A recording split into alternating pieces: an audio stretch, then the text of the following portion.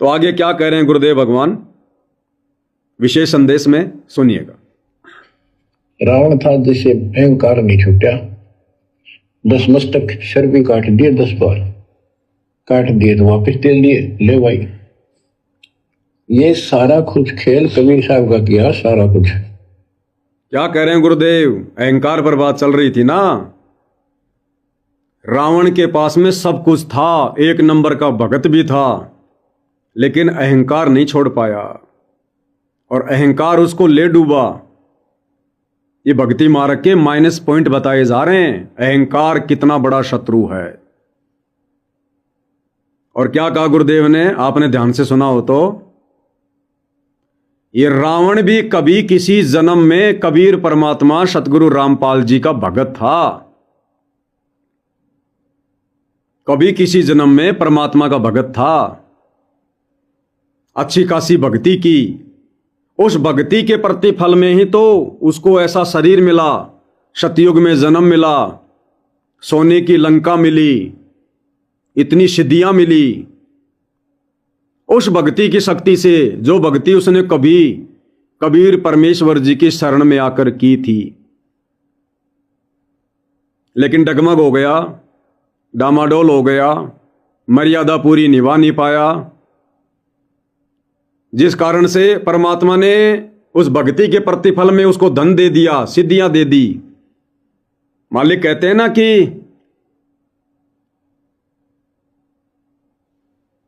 एक परमेश्वर जी की वाणी है कि सोया तो निष्फल गया, जाग्या सो फल ले, और साहिब हक ना राक्षी, जब मांगो तब दे। गरीब कल्पे कारण कौन है, तू कर सेवा निष्काम, मन इच्छा फल देऊंगा, जब पड़ेगा मेरे से काम। तो उस भक्ति के प्रतिफल में रावण को परमात्मा ने सब कुछ दे दिया, लेकिन उस रावण वाले जीवन में उसका अहंकार नहीं गया और वो अहंकार उसको ले डूबा। जिस रावण ने देवताओं पर विजय प्राप्त कर ली, 33 करोड़ देवताओं को अपनी जेल में डाल रखा था, वो रावण एक अहंकार के कारण मार खा गया, अहंकार के कारण। वर्तमान समय में भी गुरुदेव भगवान कहते हैं, भगवान शंकर की भक्ति रावण के जैसी कोई नहीं कर सकता, जिसने 10 बार अपना सिर काटकर उनको परमात्मा समझकर उनके चरणों में चढ़ा दिया। रावण ने शंकर जी को परमात्मा समझकर 10 बार सिर काटकर उनके चरणों में समर्पित कर दिया, और परमात्मा ने वापस भी दे दिए। लेकिन भाई और बहनों, अहंकार नहीं गया। तो वो रावण भी कभी भगवान का भगत था। एक बार फिर से सुनो परमात्मा क्या कह रहे हैं भाई और बहनों, फिर हमें एक बहुत गहरा निष्कर्ष मिलेगा इस बात से। रावण था जिसे अहंकार नहीं छूटा, 10 मस्तक सर भी काट दिए, 10 बार काट दिए तो वापस दे दिए, ले भाई। ये सारा कुछ खेल कबीर साहब का किया, सारा कुछ। ये आत्मा परमात्मा की है, चाहे आज राक्षस है, चाहे कोई कसाई है, चाहे देवता है, चाहे ब्रह्मा विष्णु महेश है, चाहे कीड़ी हाथी छोटे जीव है, कोई स्त्री पुरुष है, बालक बच्चे जीव जंतु सब उसके हैं। काल चाहता भक्ति से खत्म हो जा, ये भक्ति में इनकी आस्था खत्म हो।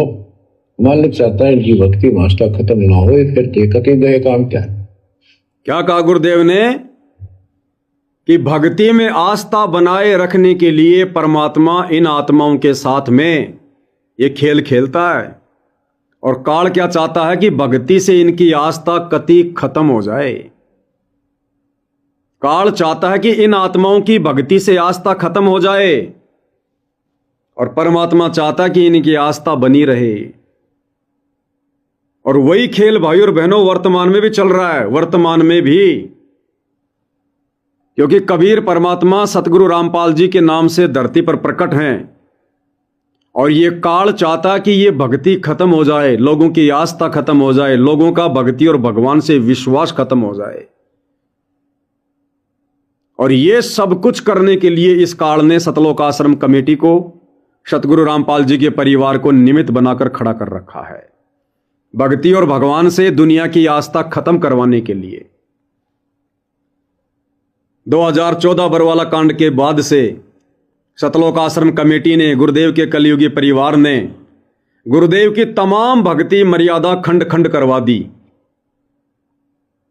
धनाना में स्टेडियम बनवाकर जगह जगह भगत समाज के दान, ज्योति पाठ का पैसा इन पत्थरों में बर्बाद करवा दिया। आश्रम खुलवाकर, आश्रमों में हॉस्पिटल खुलवाकर, दुनिया भर के मनोरंजन के साधन लगवाकर, गुंडों की सीबीआई जांच का समर्थन करवा के, जाट आरक्षण में धरनों पर बैठाकर, लगभग 5 करोड़ के आसपास रुपया चंदे में देकर, अयोध्या में आन उपासना को बढ़ावा देने के लिए भंडारा लगाकर, परशुराम की जयंती में भक्तों को बैठाकर, सिरसा की अनाज मंडी में कबीर जयंती में भक्तों को बैठाकर, राजनेताओं की रैलियों में भक्तों को बैठाकर, अन्नपूर्णा जैसी घटिया मुहिम जो भक्ति विरुद्ध है उसको चलाकर, भगत समाज के दान का पैसा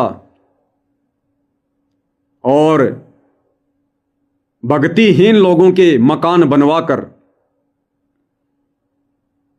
ये काल इस भक्ति और भगवान का नामो निशान मिटाना चाहता है। भक्ति और भगवान से लोगों की आस्था हटाना चाहता है। विचार करो भाई और बहनों, हम जितने भी भगत भाई बहन हैं, गुरुदेव के आदेश अनुसार हमारे घर पर हमारी बेटी आती है, हमारी बहन आती है, हमारी बुआ आती है, हम उसको 5 रुपए भी नहीं देते। हम उसको पहनने के लिए एक जोड़ी कपड़ा भी नहीं देते। गुरुदेव के सख्त आदेश हैं, अन्यथा हमारे ऊपर भार चढ़ेगा, उसके ऊपर ऋण चढ़ेगा और हमारी मर्यादा टूटेगी। ये गुरु का वचन है।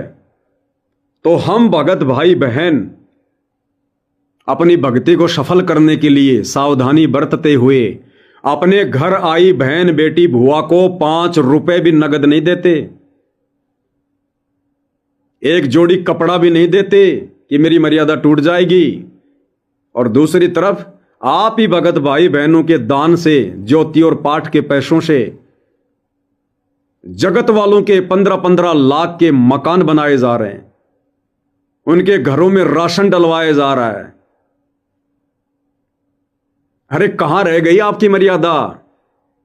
इससे अच्छा तो अपनी बहन बेटियों को दे दो। मरना है तो अपने घर में मरो, मर्यादा तोड़नी है तो अपने घर में तोड़ लो। ये संगत तो एक तरफ सावधानी बरत रही है कि अगर मैंने मेरी बहन बेटी बुआ को 5 रुपए भी दे दिए, एक जोड़ी कपड़ा भी दे दिया, तो मेरी मर्यादा टूट जाएगी। और ये सतलोक आश्रम वाले काल प्रेरणा से, तुम्हारे उसी दान से, तुम्हारे उन्हीं पैसों से लोगों के मकान बनवा रहे हैं 15-15 लाख के। उनको नए नए उनको कपड़े दिलवाए जा रहे हैं। तुम तो अपनी बहन बेटी बुआ को भी एक जोड़ी कपड़ा देने से डर रहे हो, और तुम्हारे पैसों से ये सतलोक आश्रम कमेटी वाले लोगों के मकान बनवा बनवा के उनके बच्चों की स्कूल की ड्रेस बनवा रहे हैं, पहनने के लिए उनको कपड़े खरीद खरीद के दे रहे हैं, मन चाहे कपड़े, जूते, गैस सिलेंडर, अलमारी, दुनिया भर का कच्चा सामान। अरे क्या ड्रामा चल रहा है? थोड़ा विचार करो बैठ के। तुम काहे के भगत हो और कहां है तुम्हारी मर्यादा? ये काल किस प्रकार से मर्यादा तोड़वाता है? क्या कहते हैं गुरुदेव? ये कई प्रकार से मर्यादा तोड़वा देता है। इसलिए परमात्मा कहते हैं काल कसाई तक तक मारे, पग पग पे यो बाणा। तुम तो बड़े शाणे बन रहे हो, रिश्तेदारों से दुश्मनी मोल ले रहे हो, अपनी बहन बेटी बुआ को एक जोड़ी कपड़े भी नहीं दे रहे, 5 रुपए नगद भी नहीं दे रहे कि मेरी मर्यादा टूट जाएगी। और तुम्हारी उसी पैसे से जगत वालों के जो शराब पीते हैं, बीड़ी पीते हैं, आन उपासना करते हैं, राजनीति करते हैं, उन लोगों को गरीब समझकर उनके 15-15 लाख के मकान बना रहे हो, उनको कपड़े दिलवा रहे हो, घर में राशन पटक रहे हो। ये काल ऐसे मारता घुमा घुमा के। तो ये काल क्या चाहता है कि मैं इनकी मर्यादा तुड़वाकर, गुरु का वचन तुड़वाकर गुरु से मिलने वाला लाभ बंद करवा दूं और ये मूर्ख भगत सोचने पर विवश हो जाएंगे ज्ञान के अभाव में, साध संगति के अभाव में, कि भाई हम तो गुरु जी के अनुसार दान भी कर रहे हैं, ज्योति भी करवा रहे हैं, पाठ भी करवा रहे हैं, हम गुरु जी की सारी मर्यादा भी निभा रहे हैं, बहन बेटियों को ना कुछ ले रहे ना कुछ दे रहे, हम होली दिवाली भी नहीं मनाते, हम तो आश्रमों में भी जा रहे हैं, हम तो बेगार मजदूरी भी कर रहे हैं जैसा हमें कहा जाता है, कोई आश्रम बनाना है, किसी का मकान बनाना है।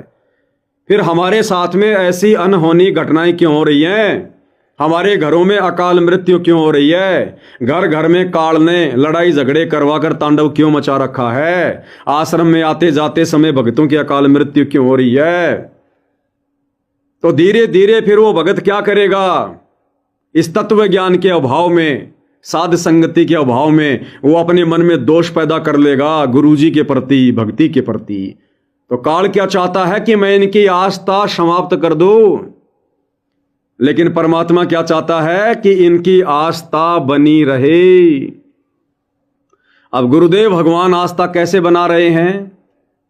जो अच्छी आत्मा थी, जो मोक्ष के लिए अधिकारी आत्मा थी, उनको तो पूज्य गुरुदेव भगवान ने बरवाला कांड के बाद साध संगति शुरू करवाकर अलग छांट लिया। अपने हीरे मोती लाल को, जिनके लिए परमात्मा कहते हैं गोता मारूं स्वर्ग में जा बैठूं पाताल, गरीब दास ढूंढता फिरूं अपने हीरे मोती लाल, अपनी उन विशेष आत्माओं को जिनका परमात्मा ने इसी जन्म में कल्याण करना है, उनको तो अलग से छांट कर साध संगति से जोड़ दिया। और जो भीड़, जो 90% संगत लाखों में जो इन शतलोक आश्रमों में जा रही है, जो इस कलयुग की बिचली पीढ़ी में मोक्ष के लिए अभी तैयार नहीं है, उनको परमात्मा ने आश्रमों से बांध के रख दिया कि घर बैठकर भक्ति ये कर नहीं सकते, क्योंकि ज्ञान को आधार ये बना नहीं रहे। अगर आश्रमों में नहीं आएंगे, नहीं जाएंगे, तो ये मर्यादा में नहीं रहेंगे बिल्कुल भी। काल इनके अंदर धीरे धीरे धीरे धीरे ऐसी प्रेरणा कर देगा, ये भक्ति से दूर हट जाएंगे। तो परमात्मा ने उस भीड़ को शतलोक आश्रमों से बांध कर रख दिया। और कैसे परमात्मा उनकी आस्था को बना रहे हैं? लाइव आकर, हिसार जेल में बैठकर वीडियो कॉल के माध्यम से परमात्मा उनको हिम्मत दे रहे हैं, उस भीड़ को जो ज्ञान को आधार नहीं बना रही। उनको आशीर्वाद दे रहे हैं कि ये भक्ति पर लगे रहें। गुरुदेव हमने स्टेडियम बना दिया, हमने धनाना में बैडमिंटन का स्टेडियम बना दिया गुरुदेव, 1 करोड़ रुपए का। बनाया किस लिए? ताकि गांव वाले खुश रहें, हमारा धार्मिक धंधा शतलोक आश्रम चलता रहे, गांव वाले विरोध ना करें। गुरुदेव हमने स्टेडियम बना दिया। और गुरुदेव क्या कह रहे हैं? बहुत अच्छा बेटा, बहुत अच्छा, जय बंदी छोड़ की। क्यों? क्योंकि इन मूर्खों की आस्था बनी रहे, इन मूर्खों की, इन अज्ञानियों की आस्था बनी रहे। अगर मैं ये कह दूंगा कि ये तो नालायकों, मेरे नियम में नहीं, मेरी मर्यादा में नहीं, तुमने क्या खाक शतनाम लिया? क्या खाक शतनाम के नियम फॉलो कर रहे हो? प्रथम नियम में मोबाइल में भी वीडियो गेम खेलने के लिए मैंने मना किया है। तुमने स्टेडियम क्यों बना दिया? किसने बनाया? जिसने भी बनाया उसकी मर्यादा खंडित है। जिन जिन भक्तों का पैसा लगा है उन सब की मर्यादा खंडित है। अगर ये बात गुरुजी वीडियो कॉल पर कह दें तो उसी समय काल प्रेरणा से सतगुरु रामपाल जी का परिवार उसी समय ये नाराज हो जाएगा और ये बातें सुनकर वो नादान संगत जो भेड़ चाल में चल रही है वो आश्रमों में आना छोड़ देगी और घर बैठ जाएगी और धीरे धीरे धीरे धीरे काल की गोद में चली जाएगी। कि जब गुरु जी का परिवार ही ऐसा कर रहा तो फिर हमारी क्या ब्योत है? फिर जब गुरु का परिवार ही गुरु की बात नहीं मान रहा तो फिर क्या शक्ति है गुरु जी में? क्योंकि ज्ञान तो है नहीं, उनको विचार करने में तो सक्षम है नहीं वो भीड़, तो उल्टा गुरु में दोष देखना शुरू कर देगी। इसलिए भाई और बहनों, वो अंतर्यामी परमात्मा हिसार जेल में बैठकर बाहर अपने कलयुगी परिवार के प्रत्येक भक्ति विरुद्ध कुकर्मों को आंखों से देखने के बावजूद भी बारंबार उन्हें क्षमा कर रहा है, अनदेखा कर रहा है। किस लिए?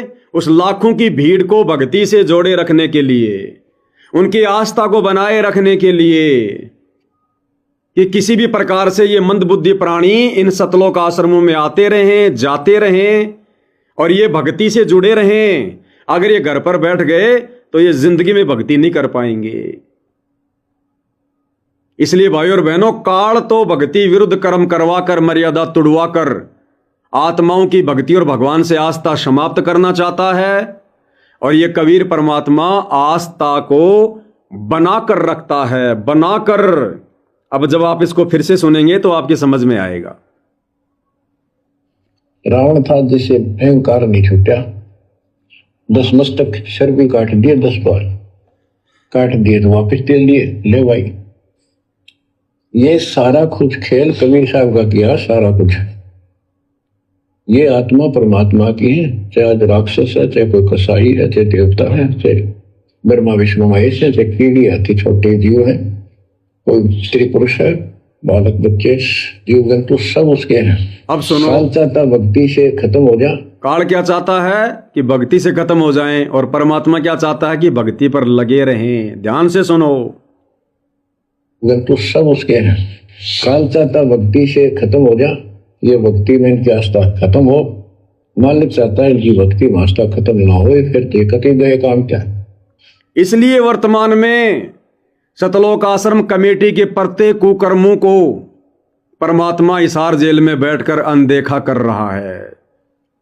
इसलिए भाइयों और बहनों, ये है ये सारा खेल आत्माओं की भक्ति पर आस्था बनाए रखने के लिए।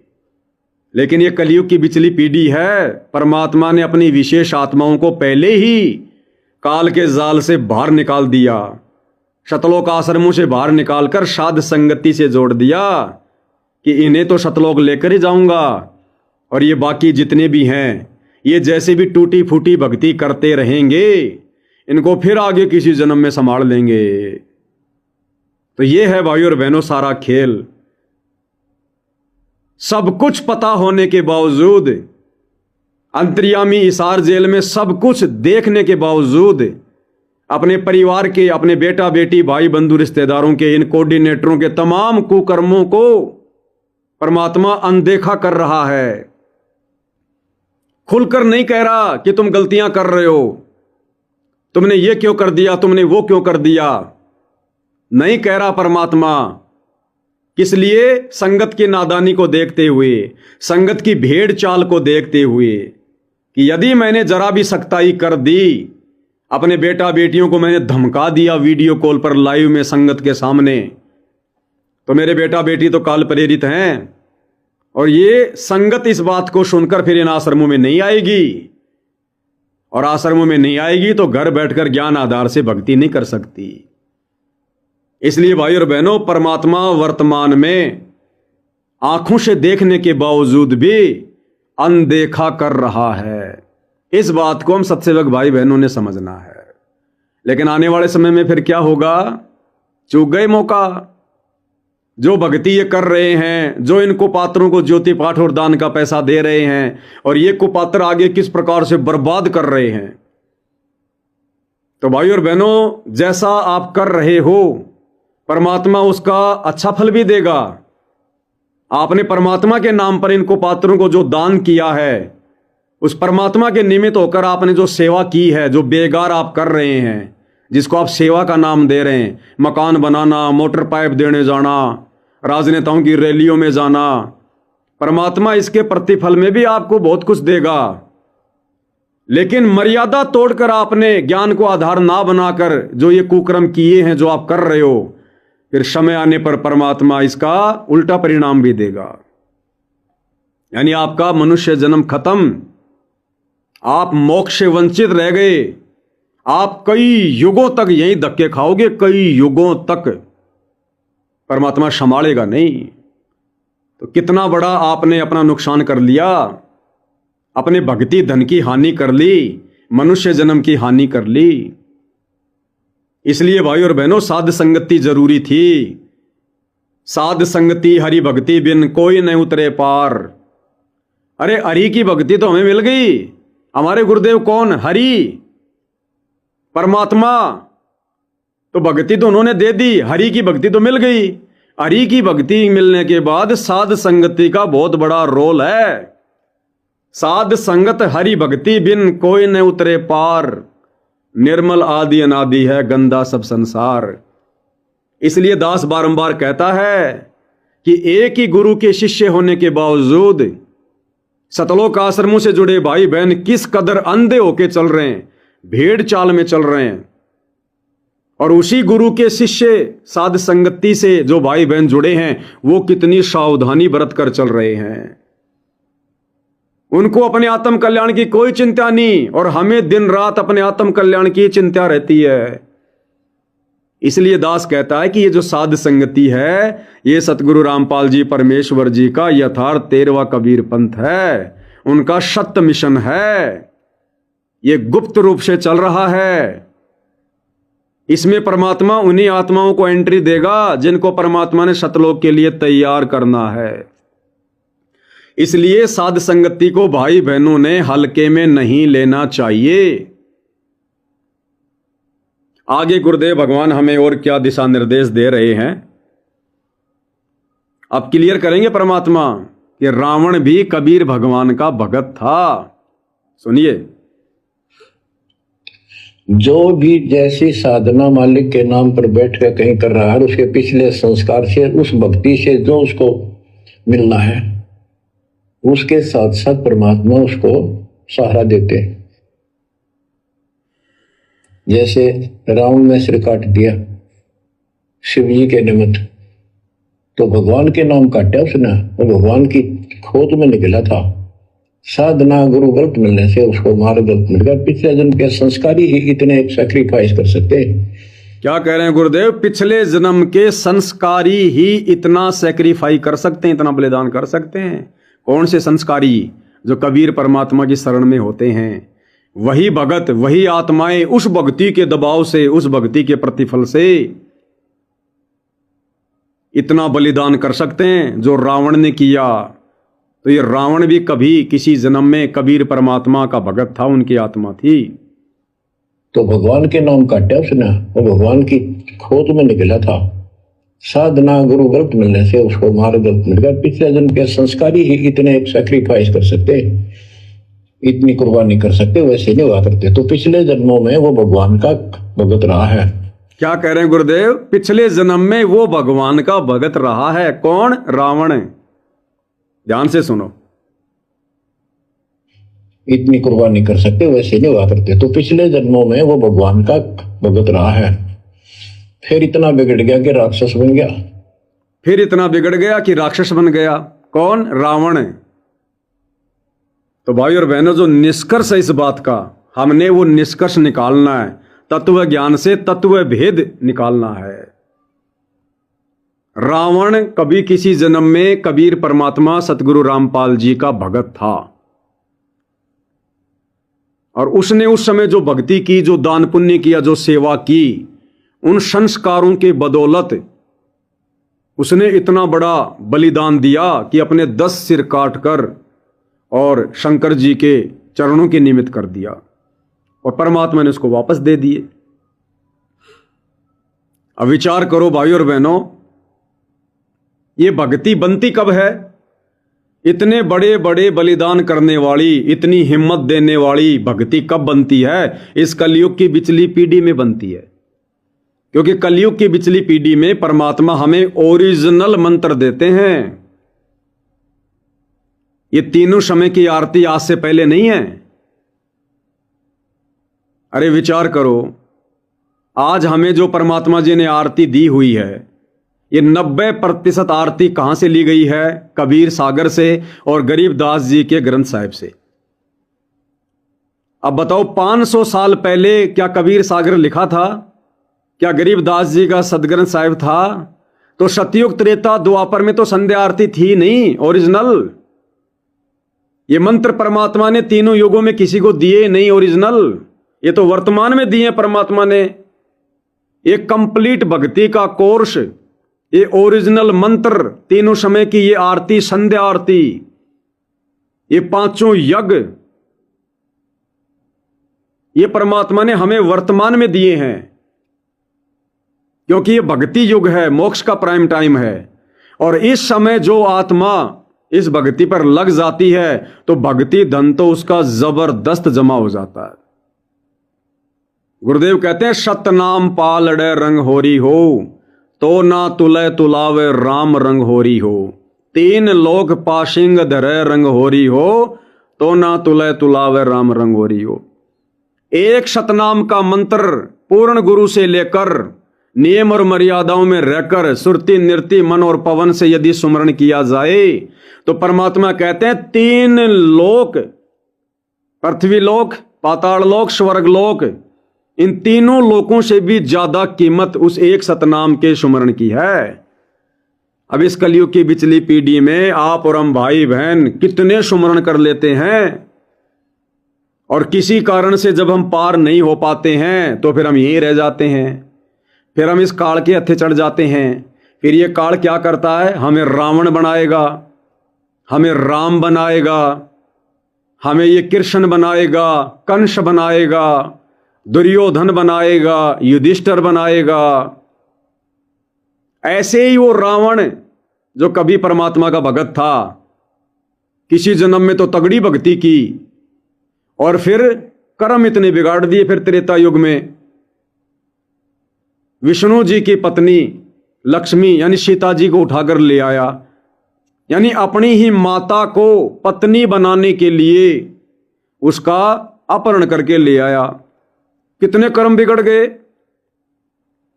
तो कहने का मतलब भाई और बहनों, यदि इस समय जो ये कलयुग की बिचली पीढ़ी चल रही है, जो बड़े सौभाग्य से आत्माओं को नसीब होती है, परमात्मा पकड़ पकड़ के लेके आते हैं आत्माओं को।